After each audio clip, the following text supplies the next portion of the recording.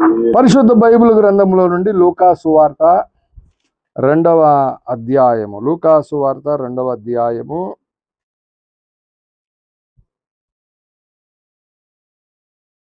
17వ వచనాన్ని నేనే చదువుతున్నాను. మూలవాక్యం కనుక మీరు గమనించాలని ప్రభువు నామమున మనవి చేస్తూ ఉన్నాను. లూకా సువార్త 2వ అధ్యాయం 17వ వచనం. వారు చూచి ఈ శిశువును గూర్చి తమకు చెప్పబడిన మాటలు ప్రచురము చేసిరి. ప్రభునందు ప్రియులరా, వారు ఎవరంటే గొర్రెల కాపరులు.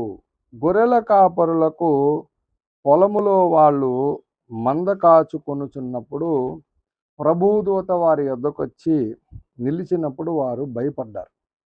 వారు భయపడద్దని చెప్పిన ఆ దూత వాళ్ళతో చెప్పినటువంటి ప్రజలందరికీ కలగబోవు మహా సంతోషకరమైన సువర్తమానం నేను మీకు తెలియజెప్పుచున్నానని 11వ వచనంలో చెప్పాడు. దావీదు పట్టణమందు నేడు రక్షకుడు మీ కొరకు పుట్టియున్నాడు, ఈయన ప్రభు అయిన క్రీస్తు అని కొన్ని ఆనవాళ్ళు చెప్పాడు. దానికి ఇదే మీకు ఆనవాలు. ఒక శిశువు పొత్తిగుడ్డలతో చుట్టబడి ఒక తొట్టిలో పడుకొని ఉండుట మీరు చూచెదరని వారితో చెప్పాను. కాబట్టి ప్రభునందు ప్రియులారా, ఆ వెంటనే పరలోక సైన్య సమూహముతో ఆ దూత కూడా నుండి దేవుని స్తుతించినాయి. మరి ఇది కరెక్టో కాదు అని వాళ్ళు ఆ దూతల పరలోకి వెళ్ళిన తర్వాత ఈ కార్యమును మనకు తెలియజేసి ఉన్నాడు. కాబట్టి మనం వెళ్ళి చూతము రండి అని ఒకరితోనొకడు చెప్పుకొని త్వరగా వెళ్ళి మరియను యేసేపును తొట్టిలో పడుకున్న శిశువును చూచి, వారు చూచి ఈ శిశువుని గురించి ఏం చేశారు? శిశువుని గురించి తమతో చెప్పబడిన మాటలు ప్రచురము చేశారు. ఏం చెప్పారు? తమతో చెప్పబడిన మాటలు ఏం చెప్పాడు? దూత ఏం చెప్పాడు?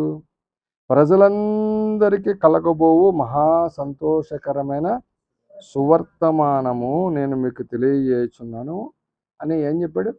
దావీదు పట్టణమందు నేడు రక్షకుడు. అంటే ఇప్పుడు ఇజ్రాయేలు ప్రజలలో అనేకులు రక్షకుడైన యేసు కొరకు ఎదురు చూస్తూ ఉన్నారు. కానీ ఆ వర్తమానం ఎవరికి వచ్చింది? గొర్రెల కాపరులకు వచ్చింది. ఇప్పుడు గొర్రెల కాపరులు ఫేమసా, లేకపోతే పట్టణంలో ఇంకా ఫేమస్ అయిన వాళ్ళు బోలెడు మంది ఉంటారా? అసలైన ఫేమస్ అయినోడు రాజు. అందుకనే ఆ నక్షత్రాన్ని చూసి వచ్చిన వాళ్ళు డైరెక్ట్గా ఎక్కడికి వెళ్ళారు? రాజుగారి దగ్గరికి వెళ్ళారు. కానీ దేవుడు రాజుగారికి ఎవరో ఇన్ఫర్మేషన్ ఎవరికి ఇచ్చాడు?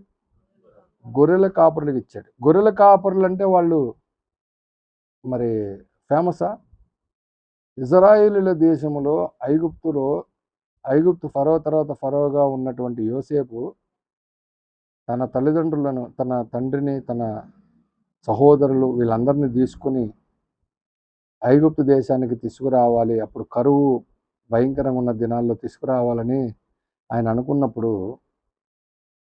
ఐగుప్తు రాజుగారికి మీరు ఏం చేస్తారు అని అడిగితే మీరు గొర్రెల కాపురులని చెప్పొద్దన్నాడు. ఏం చెప్పమన్నాడు తెలుసా? మేము పశువులు కలిగినటువంటి యజమానులమని చెప్పన్నాడు. గొర్రెల కాపరులని చెప్పమన్నాడు, చెప్పొద్దన్నాడు. ఎందుకు? గొర్రెల కాపరులు అంటే ఐగుప్తీలకి హేయమట. అంటే ఈ లోకంలో పశువుల కాపరులు, గొర్రెల కాపరులు అంటే అందరికీ అంత ఇష్టమైనటువంటి ఉండదు. ఎందుకని? ఒక గొర్రెల మంద ఉన్నటువంటి ఒక ప్రాంతానికి, ఒక ఇంటికి మనం వెళ్ళామనుకోండి, మంచిగా సువాసన వస్తుంటుంది. ఏంటది? ఆ పేడ, ఆ వేసినటువంటి రొచ్చు, అదంతా చాలా భయంకరంగా ఉంటుంది. అందుకని చాలామంది ఇష్టపడరు. కానీ దేవుడు ఎందుకు మరి మొట్టమొదటిగా గొర్రెల కాపరులకు చెప్పాడు అంటే, ఏదైతే తృణీకరింపబడుతుందో ఈ లోకంలో దానిని దేవుడు ఎన్నుకుంటాడు. ఏదైతే తృణీకరింపబడుతుందో వాళ్ళనే దేవుడు ఎన్నుకుంటాడు.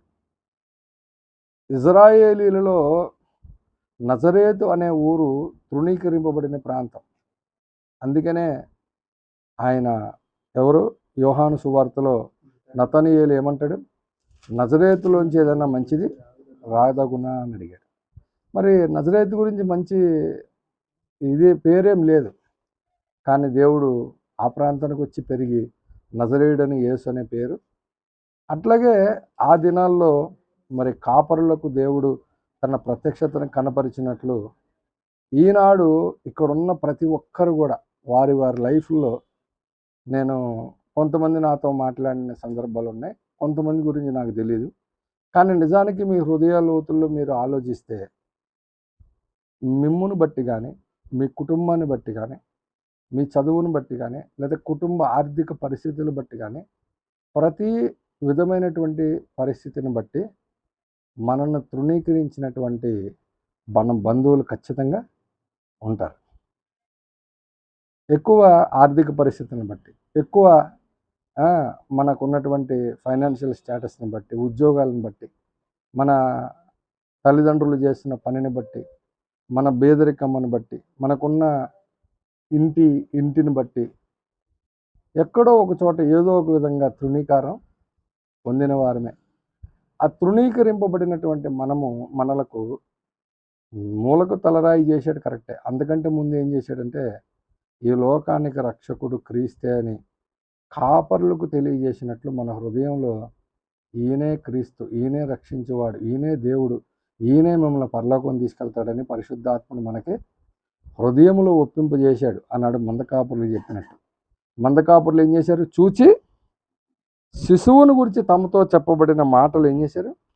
ప్రచురం చేశారు. ఇప్పుడు మనం ఏం చేయాలి? ఈ రాత్రి అంతా మనకు దేవుడు అనుగ్రహించిన ప్రత్యక్షతను మనం వెళ్ళే ప్రతి గృహములో మనం ప్రచురము చేసేటట్లుగా మనము పాటలతో దేవుణ్ణి కీర్తిద్దాం, పాటలతో దేవుణ్ణి ఆరాధిద్దాం, వాక్యంతో ఆరాధిద్దాం, ప్రార్థనతో ఆరాధిద్దాం. ప్రతి విధమైనటువంటి విధముగా మనము ఎప్పుడైతే ఆయనను గురించి మనం పలుకుతామో, హృదయపూర్వకంగా, పైకి కాదు, హృదయపూర్వకంగా ఎప్పుడైతే నువ్వు చేయగలుగుతావో, ఎప్పుడైతే ఆ ప్రచురము చేశాడో ప్రభునందు ప్రియులారా, ఆయన ఈ లోకంలోకి రావడానికి కూడా ఎన్నుకున్నటువంటి ప్లేసు ఏం ప్లేస్ అది? సత్రములో వారికి స్థలము లేక ఆయన పశువుల తొట్టులో పడుకోబెట్టబడ్డాడు. కాబట్టి ఆ పశువుల తొట్టి లాంటి మన హృదయంలో యేసయ్య వచ్చి నివాసం చేస్తాడు. లోకానికి వెలుగుగా మనల్ని తయారు చేస్తాడు. మనమందరం లోకానికి వెలుగుగా ఉండి ఆయన గురించి ప్రచురం చేద్దాం. అట్టి భాగ్యం ప్రభు మనందరికీ దయచేయును గాక.